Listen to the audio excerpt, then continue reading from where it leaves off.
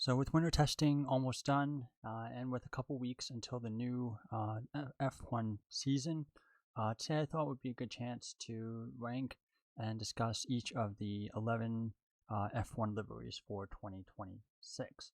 And so I've taken the liberty of ranking them in order from my favorite to least favorite, and we're going to go in reverse order and just kind of discuss each of the 11 liveries that we have on this year's grid. And of course, a couple notable changes from last year, of course, with the additions of Audi, Cadillac as well, and a couple other teams that made some surprise changes when it came to their livery. But starting things off, in number 11, in my opinion, is Audi. Now, for Audi, the big issue with them is that I don't really like the way that the the back of the car looks. They obviously have this yellowish orange triangle kind of space towards the back of the car on the engine cover. And then, of course, you have the top of the engine cover being in black with the Audi wings in this kind of lava orange color, which is meant to be the same one as the one down here. Then you have the front of the car, which is, of course, all gray silver. And again, it doesn't look too bad. It does kind of have McLaren Vodafone era vibes. That was kind of the livery that McLaren ran with from 2006, I believe, up until 2013. But for me, the big reason why I'm not a super big fan of this livery is the way that it feels like the car was almost split in half vertically, where you have the front half of the car all in silver, and then it feels like what feels like a completely different livery in the back half of the car in this black and orange. Feels almost like the 2017 McLaren almost. It feels like they've just taken these two liveries and merged them together. The other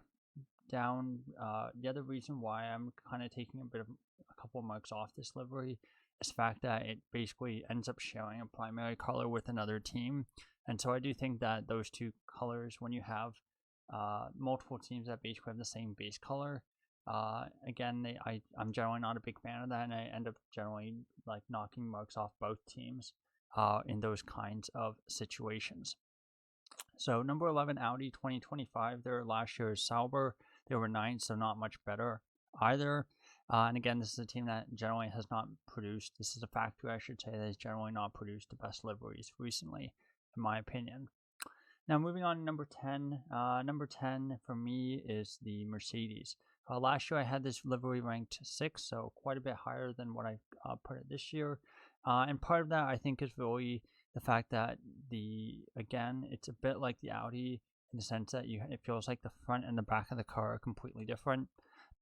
On the front, you obviously have the silver with the teal, and that's just fine. It can look very, very nice. But on the back, you have it's basically almost all black, and you have this completely black space on the back of the engine cover where the Mercedes sponsorship is. You also have something that looks quite nice from above is that you have these kind of lines across the top around here. And these are for, I think, Adidas, who of course are a primary sponsor of Mercedes. So you do have some interesting pieces there. And then you also have this weird step here with the teal on the Petronas kind of coming down here right in front of the Petronas word mark. So again, you do have some interesting elements there, but again, not one of my favorite liveries, I would say. And I've definitely had other liveries from Mercedes I've liked a lot better. Now, moving on to number 9. Number 9 is a team that's actually dropped quite a lot compared to last year, and that is Racing Bulls, which I ranked as my favorite livery of 2025. A couple of reasons for that. Probably the first thing is that obviously last year was a brand new livery, so sometimes if you bring in the livery again, it can just naturally end up quite a few spots down. And I also think that they've taken a bit of a step backwards by removing so much of the white from this livery. Last year, a lot of the areas around here, the kind of the bottom of the engine cover, kind of this part as well, the side pod inlet, as well as the side of the nose and the front wing. Those were all in white last year, and this year they've all kind of changed to this black. And again, I'm not really a big fan of that. Again, I don't know if that was for sponsorship reasons for this Ford Racing because they wanted it in those colors. I thought, if the Ford logo on a white livery, I thought would have looked a lot nicer.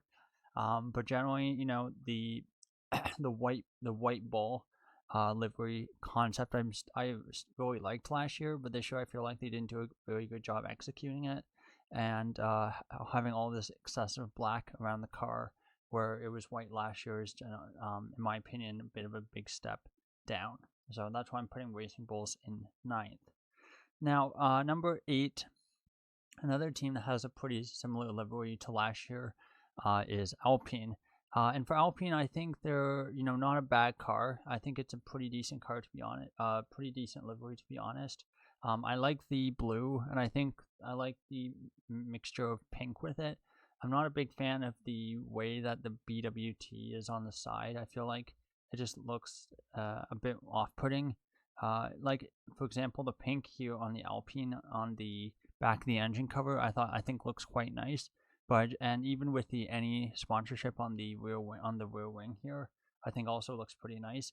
But for some reason in my head, the BWT like word mark on the engine side pod here doesn't look great. I don't know why, just that's how I feel.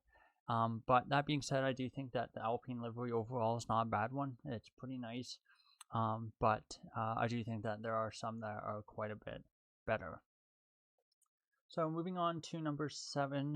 Number 7 is the McLaren. Now for McLaren, very similar to last year, not a big surprise, given that they won the Constructors' Championship and the Drivers' Championship last year. So understandably, there's quite a bit of continuity there.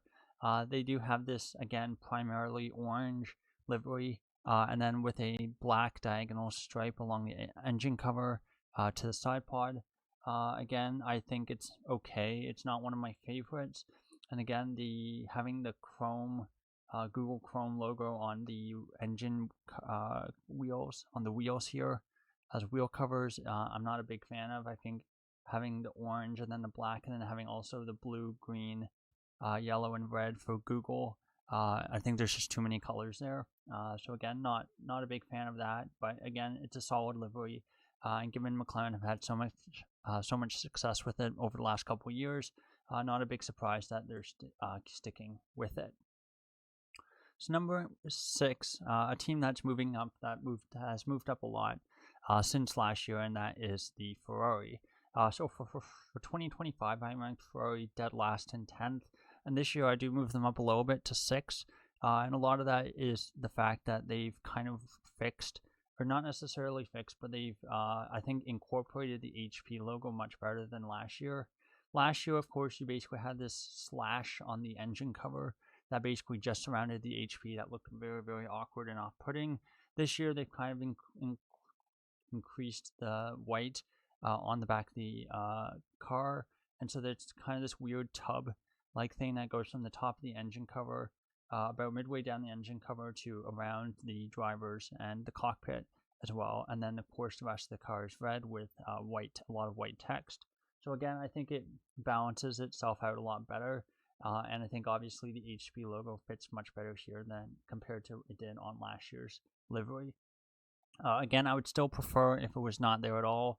And of course, you have a lot of HP logos here. You have the presumably two on the front wing. You have one on the halo, and then you have 2 smaller ones on the rear wings as well. So a lot of HP on that logo, and I think realistically, until Ferrari completely get rid of the HP logo, or HP lowers the requirements or even changes their sponsorship logo, I think realistically Ferrari are going to be in this era of having okay but not amazing liveries.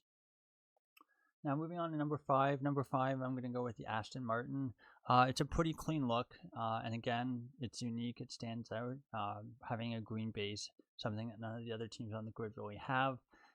There's some aspects to the livery that I'm not a big fan of. I think, for example, on the top of the engine outlet here, this is, instead of being in green, it's now in black, with a teal hint tint on the edge.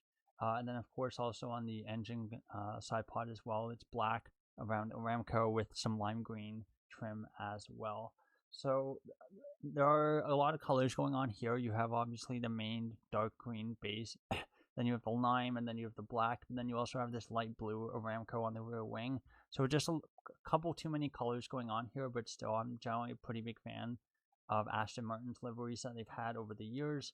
But yeah, I think for me, having the stuff going on with the top of the engine outlet here, and then the side pod as well, there's just a little bit too much going on, a little bit too cluttered, in my opinion.